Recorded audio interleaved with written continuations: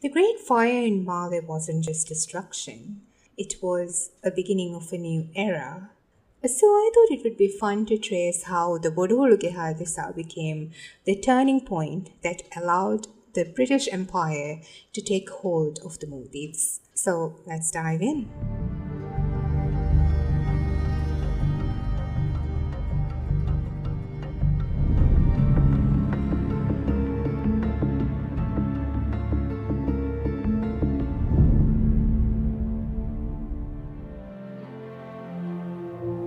On the 18th of December 1886, Sultan Mohamed II became King of the Maldives.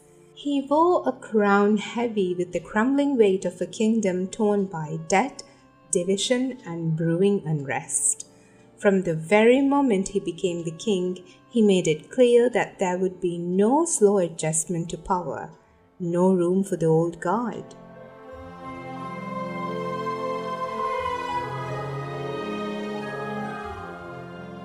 One of his first acts as king was to remove Ibrahim Dushmana Kaleyfaanu from the post of prime minister, and he replaced him with Kakage Mohamed Raneen Kaleyfaanu. Ibrahim Dushmana Kaleyfaanu wasn't cast entirely into the shadows though. He was handed the role of Bodu Banderi, which used to be a position that placed him at the helm of the kingdom's financial machinery. It was a role that's like the modern-day Minister of Finance. Now, to truly understand, let's pull the lens back a bit. Since Sultan Ibrahim Nuruddin's reign, the Maldives has been sinking into debt. The nation's finances were in shambles, and the politics, let's just not go there. Two powerful factions ruled Malé. They were not official political parties, more like powerful bloodlines, each with decades of grudge packed in their history books. There was Haadhisaa faction and the Kakage faction. Sultan Mohamed II, also known as Khidhumaiykuraa, was a Kakage man through and through. His support base came from influential houses in Malé like the Eggamuge and Dhivehi. This rivalry, it went all the way back to when the Hurrah dynasty stomped out the Dhivehi dynasty. And if you've been following the series, yes, that was the scandal we covered in our previous episode.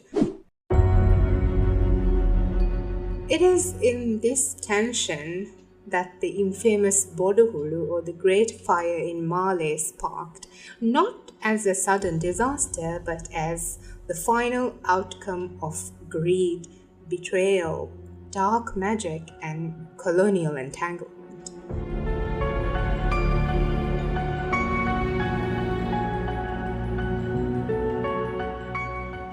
The causes of Boduhulhuge were not merely accidental but deliberate. It was layered and it was calculated. There were three core reasons that the fire began to rage. The first one being a disagreement between the Crown and Ibrahim Dushmana Kaleyfaanu, who, as Bodu Banderi, had introduced a set of financial reforms designed to inject life back into the gasping economy of Maldives.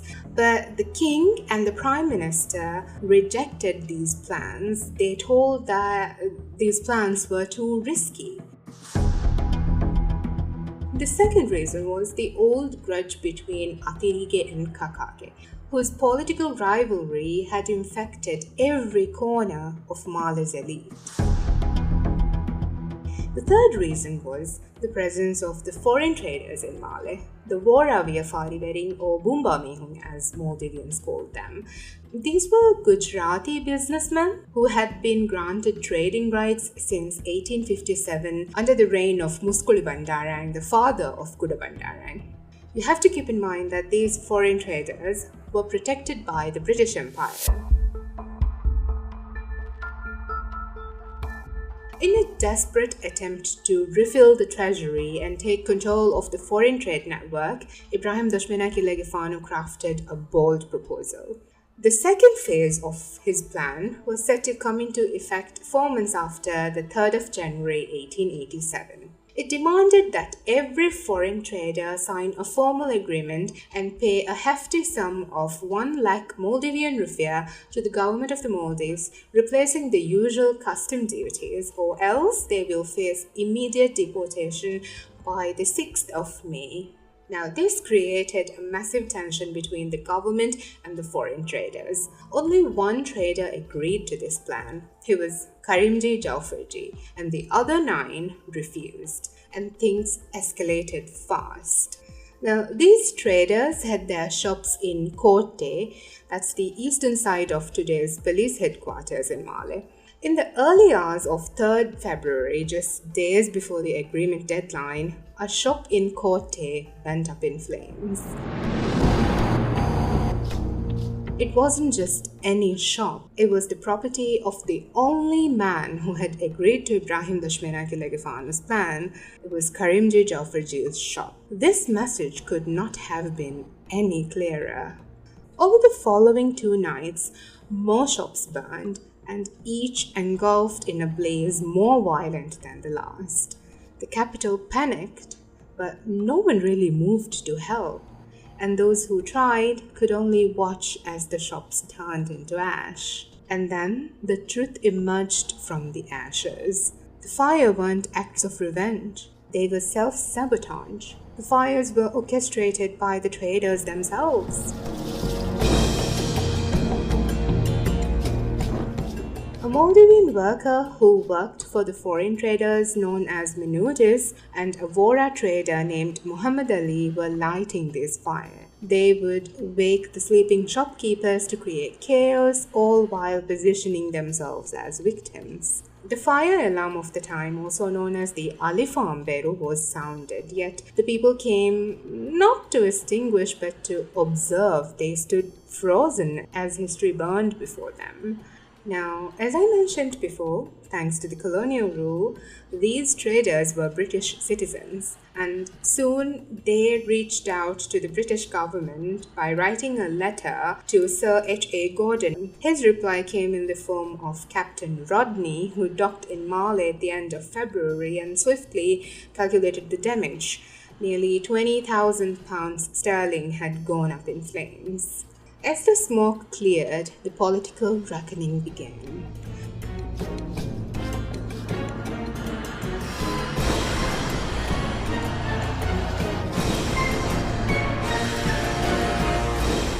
An audit of the treasury followed, orchestrated by men loyal to Mohamed Kaleyfaanu. They accused Ibrahim Dashmena Kaleyfaanu of financial misconduct, but those close to the truth whispered that it was no more than a veiled robbery, an excuse to confiscate his wealth and drive him from power.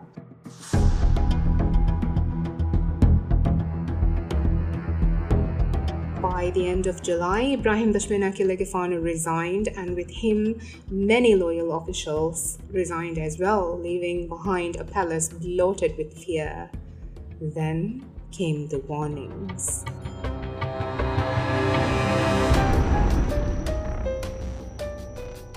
Paper notes started appearing across the island, threats against the government and warnings to the king. But the king didn't take it seriously until the night of 17th August 1887. Right before the Munaja call, fire once again illuminated the skies. This time, it was Kaleyfaanu Gandwaru.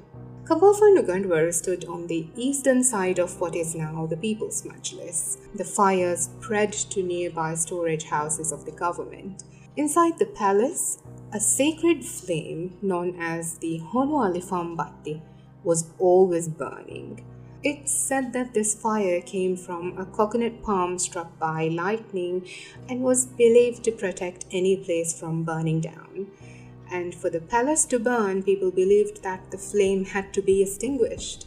The palace was guarded at all times, so how did they extinguish the flame? The answer is chilling. It was black magic.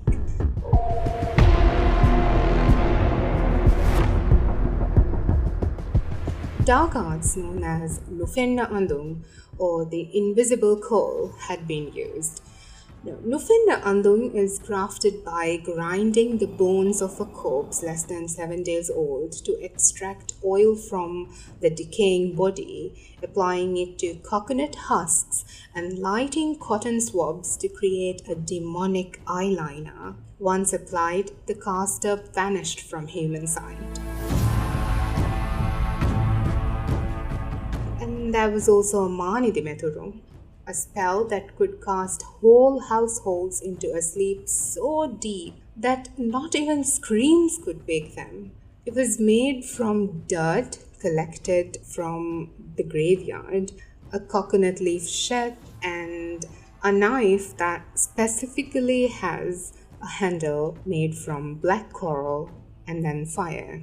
The spell was cast the night after the palace blaze when 2 homes in Mafanu were consumed by fire. The most sinister ritual that happened during this time was the Fugganduke, or the eating of the dough. It's a horrifying act where the oil from a freshly dead body was mixed with flour to shape into the figure of the intended victim and then devoured by 3 or 4 people crawling like beasts without speaking or cleaning themselves after defecating. They did this to try to kill the Sultan. But the spell failed because one of the men gagged, unable to eat, breaking the black magic mid-ritual. At the center of these dark ceremonies stood Khidhumaiykuraa, a Maldivian from the southern atolls who had made the island of Theophonadu a dark sanctuary for sorcery. The fires continued for a month. Houses across Malé were burning, and behind the flames, the people of Malé whispered the names they feared the most. Names like Ibrahim Dushmena, Kaleyfaanu, and other leaders of the Thaareekhah faction, but no one dared to speak about it.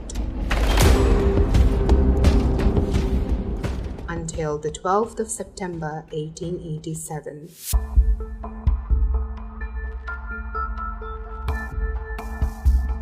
That day, as the people were cleaning the bushes between Dhivehiraajeyge and Meduziyare, they saw a man fleeing.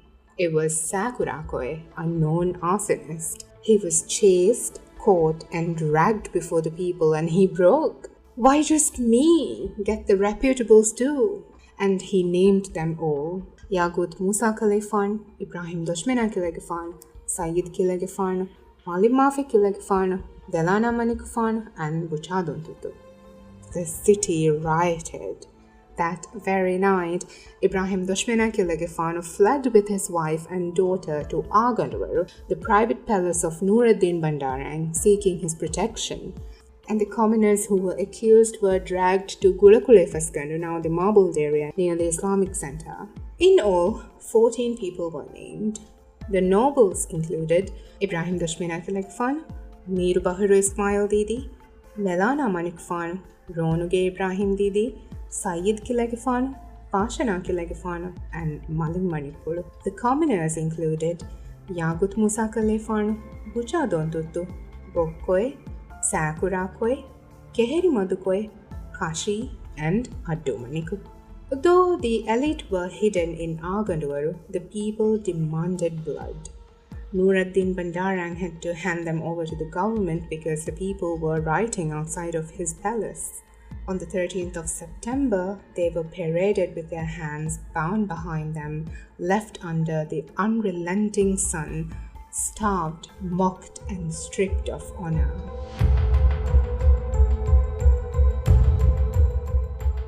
The interrogations began. They were beaten and tortured. At the customs office, Ibrahim Dushmena Kaleyfaanu was hung upside down and flogged. After 20 long and punishing days of interrogation, humiliation, and carefully orchestrated public disgrace, the verdict came. All 14 individuals involved were exiled. But surprisingly, most were allowed to choose the islands they would be sent to, a rare leniency given the scale of the unrest. Ibrahim Dashmena Kaleyfaanu, the one named as the leader during interrogation, was chained and was sent to Gang in Adu atoll. They spared the agony that exile typically demanded. They did not feel the lash tear into bare skin, nor did they endure the torment of pepper-laced paste pressed into open wounds, a punishment so cruel it was designed to make pain linger longer after the sentence was served. The fires stopped. Order returned. Foreign traders re-engaged.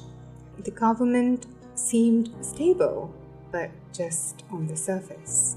Ahmed Dashmena Kaleyfaanu, the son of Ibrahim Dashmena Kaleyfaanu, was studying in Ceylon when word of his father's downfall reached him.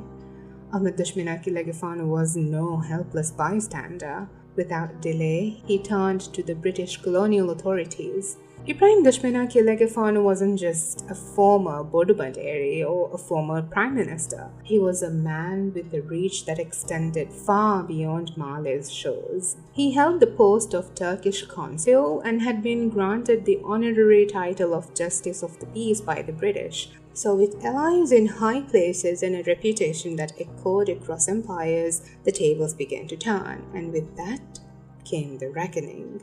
The HMS Patient, carrying Rear Admiral Sir F.W. Richards, arrived in Malé, and his verdict was that justice had not been served, and under pressure, Kutup Bandarang was forced to welcome Ibrahim Dashmena Kaleyfaanu back. The king welcomed him warmly, but Ibrahim Dashmena Kaleyfaanu was ice.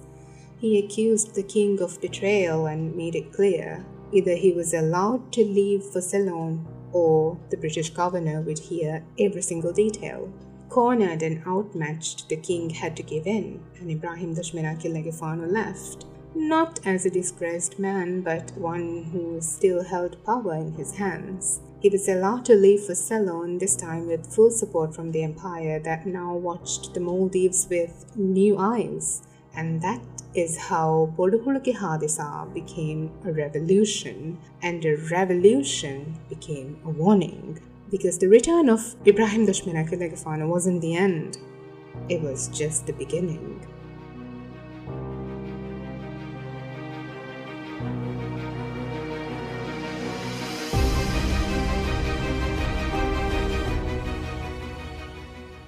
The flames have settled, but the real battle was only just beginning. We're trying to unpack all of that and more right here on Tales Beyond the Sunny Side.